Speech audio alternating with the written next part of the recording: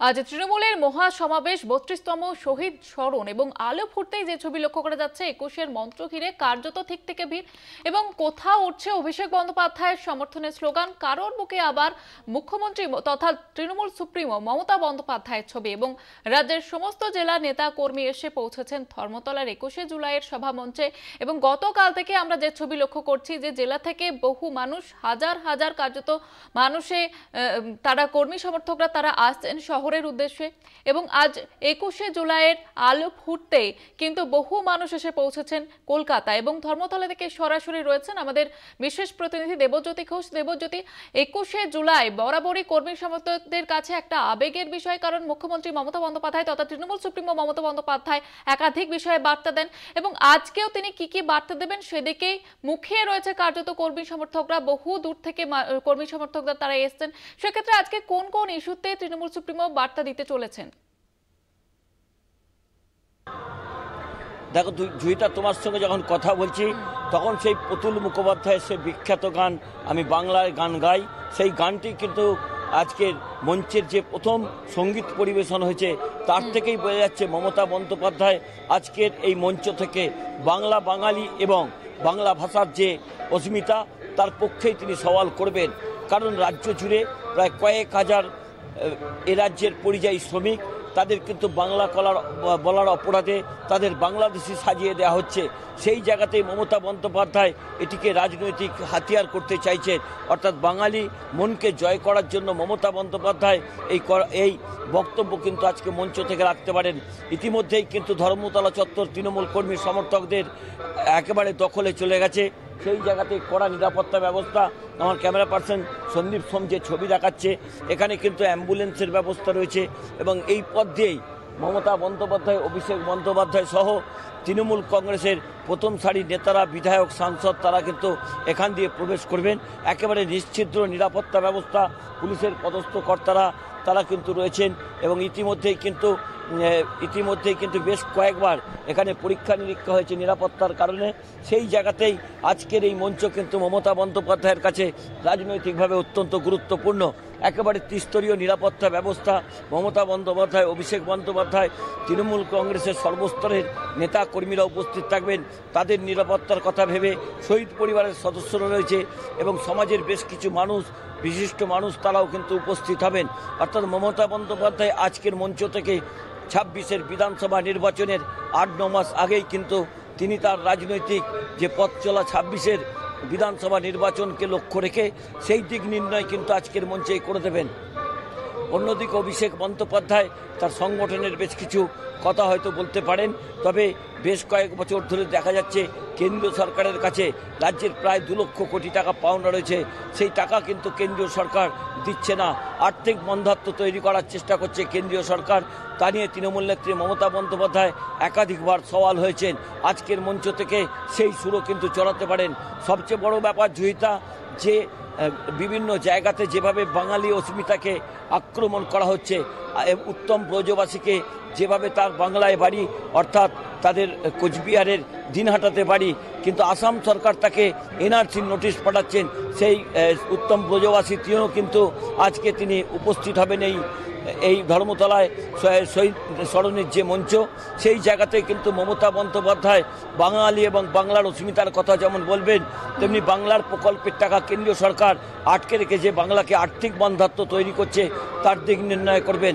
এবং ২৬-এর বিধানসভা নির্বাচনে তৃণমূল কংগ্রেস যে ১ ইঞ্চি জমি ছাড়বে না তাও কিন্তু পরিষ্কার। এবং দেখো, এই ২১শে জুলাইয়ের কর্মসূচি শেষ হবার কয়েকদিনের মধ্যে তৃণমূল কংগ্রেসের ব্লক কমিটি গঠন হবে। সেই জায়গাতেই কিন্তু তৃণমূল কংগ্রেস নেতৃত্ব ইতিমধ্যেই পরিকল্পনা নিয়েছেন, কারণ ইতিমধ্যেই রাজ্য স্তরের সংগঠনের পরিবর্তন হয়েছে, জেলা স্তরে পরিবর্তন হয়েছে, রাজ্য স্তরে বেশ কয়েকটি উইংসে এখনও পর্যন্ত পরিবর্তন হয়নি। সেগুলোও কিন্তু এই ২১শে জুলাইয়ের পর থেকেই অভিষেক বন্দ্যোপাধ্যায় এবং মমতা বন্দ্যোপাধ্যায় ধাপে ধাপে করতে থাকবেন। তবে আজকের মঞ্চ একটি ঐতিহাসিক মঞ্চ। এই মঞ্চের সঙ্গে মমতা বন্দ্যোপাধ্যায়ের অনেক আবেগ জড়িয়ে রয়েছে। এই মঞ্চে মমতা বন্দ্যোপাধ্যায়কে রাজনৈতিক যে প্রাতিষ্ঠানিক প্রাধান্য দিয়েছিল তা কিন্তু এই ২১শে জুলাই, সেই ২১শে জুলাই থেকেই বাংলার মানুষ মমতা বন্দ্যোপাধ্যায়কে চিনেছেন, গোটা দেশের মানুষ মমতা বন্দ্যোপাধ্যায়কে চিনেছেন। যদিও তখন তিনি অন্য রাজনৈতিক দল করতেন, তখন তিনি সেই আন্দোলনের নেতৃত্ব দিয়েছিলেন, সেখানে no identity card no vote, সেই দাবি কিন্তু ভারতবর্ষের মধ্যে প্রথম মমতা বন্দ্যোপাধ্যায় তুলেছিলেন। আমরা যে ভোটার আইডেন্টিটি কার্ড দেখতে পাই, সচিত্র পরিচয়পত্র দেখতে পাই, তা মমতা বন্দ্যোপাধ্যায়ের সংগ্রামেরই ফসল বলে মনে করছেন রাজনৈতিক মহল। সেই দিক থেকে মমতা বন্দ্যোপাধ্যায় কিন্তু আজকে সর্বভারতীয় নেত্রী হয়েছেন। এই জন্যই মমতা বন্দ্যোপাধ্যায় সেই আবেগ তাকে আজও তিনি ভোগেন, এবং তৃণমূল কংগ্রেসের সেদিন যারা শহীদ হয়েছিলেন তাদের কথা মমতা বন্দ্যোপাধ্যায় স্মরণ করেন। এবং মমতা বন্দ্যোপাধ্যায় যখন চৌরঙ্গি কেন্দ্রে ভোলা সেনের কাছে ভোলা সেনকে হারিয়ে দিয়েছিলেন অনিল চট্টোপাধ্যায়, তখন থেকে মমতা বন্দ্যোপাধ্যায় দাবি তুলেছিলেন যে চৌরঙ্গির মতো একটি জায়গা যেখানে কংগ্রেসের একটা শক্ত ঘাঁটি ছিল, সেখানে কিভাবে অনিল চট্টোপাধ্যায়, তিনি বামফ্রন্টের প্রার্থী ছিলেন, ভোলা সেনকে তিনি হারিয়ে দিয়েছিলেন।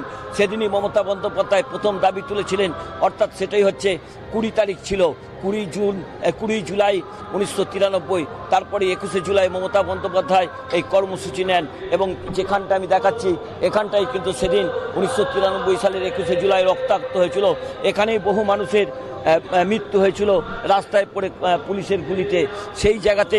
এই জায়গাতেই প্রায় 200 জন আহত হয়েছিল, তার মধ্যে 150 জন পুলিশের গুলিতে আহত হয়েছিল। সেই পুলিশি নিরাপত্তায় আজকে কিন্তু ইতিমধ্যেই একেবারে সাজো রব তৃণমূল কংগ্রেসের নেতা কর্মী সমর্থকরা তারা উপস্থিত হতে শুরু করেছেন, এবং সেই জায়গাতে আজকের মঞ্চ কিন্তু মমতা বন্দ্যোপাধ্যায়ের 26-এর নির্বাচনের আগে অত্যন্ত রাজনৈতিকভাবে গুরুত্বপূর্ণ।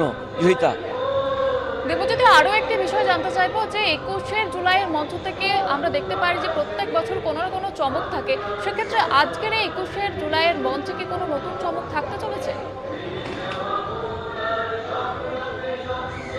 দেখো, মমতা বন্দ্যোপাধ্যায় মানে একটি রাজনৈতিক চমক। মমতা বন্দ্যোপাধ্যায় সঙ্গে করে কাকে নিয়ে আসবেন তার দিকেই কিন্তু রাজনৈতিক মহল তাকিয়ে রয়েছেন। কারণ তারা যে প্রত্যক্ষ রাজনীতির সঙ্গে যুক্ত হবেন এমন নয়, সমাজের এমন স্তরের মানুষ রয়েছেন যারা রাজনীতির ধারে পাশে যান না, কিন্তু অত্যন্ত পরিচিত ব্যক্তিত্ব, সেই রকম কেউ মমতা বন্দ্যোপাধ্যায়ের সঙ্গে আসতে পারেন। তবে যে জল্পনা যে চলছিল এখানে কোনো দলবদল হতে পারে কিনা, সেরকম সম্ভাবনা এখনও পর্যন্ত নেই। কিন্তু মমতা বন্দ্যোপাধ্যায় মানে চমক, সেই দিকেই কিন্তু তৃণমূল কর্মী সমর্থকরা তাকিয়ে রয়েছে, বাংলার মানুষ তাকিয়ে রয়েছে। ইতিমধ্যেই আমার সহকর্মী সন্দীপ সোম দেখাচ্ছে একেবারে ত্রিস্তরীয় নিরাপত্তা ব্যবস্থা করা হয়েছে, কারণ মমতা বন্দ্যোপাধ্যায়, অভিষেক বন্দ্যোপাধ্যায়রা এই পথ ধরেই মঞ্চে উঠবেন। আমার ক্যামেরা পার্সন সেই মঞ্চের ছবিটা দেখাচ্ছে।